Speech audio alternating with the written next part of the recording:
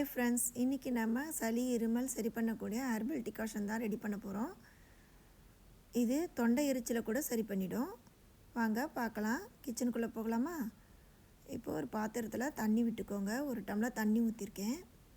அது கூடவே நான் துளசி இலை 5 எடுத்து அதை நல்லா கழுவிட்டு இதிலே சேர்த்துக்கிறேன்.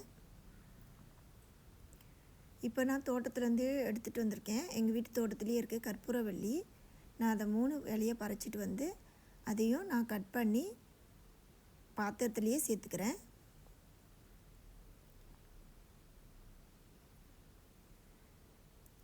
இப்போ இது கூடவே ஒரு ஸ்பூன் சீரகம் நான் இடித்து சேர்த்துக்கிறேன். ஒரு துண்டு இஞ்சியை நான் நசுக்கி அதிலே போட்டுடுறேன். 6 மிளகு போல் எடுத்து அதையும் இடித்து சேர்த்துட்டேன். இப்போ மேற்கொண்டு அரை டம்ளர் தண்ணி விட்டு இதை நான் லோ ஃப்ளேம்லேயே ஒரு 8 நிமிஷம் போல் கொதிக்க விடணும். அப்போ தான் அது சாறு எல்லாமே தண்ணிக்குள்ளே இறங்கி நம்ம ஊற்றிருக்க 1.5 டம்ளர் தண்ணி 3/4 டம்ளர் தண்ணியாக வர வரைக்கும் நம்ம இதை லோ ஃப்ளேம்லேயே வச்சு 10 மினிட்ஸ் கொதிக்க விடணும். பாருங்கள், நல்லா கொதித்து வந்திருக்கு.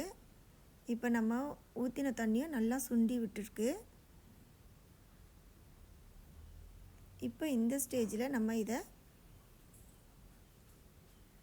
கலர் கூட சேஞ்ச் ஆகிருக்கு பாருங்கள்.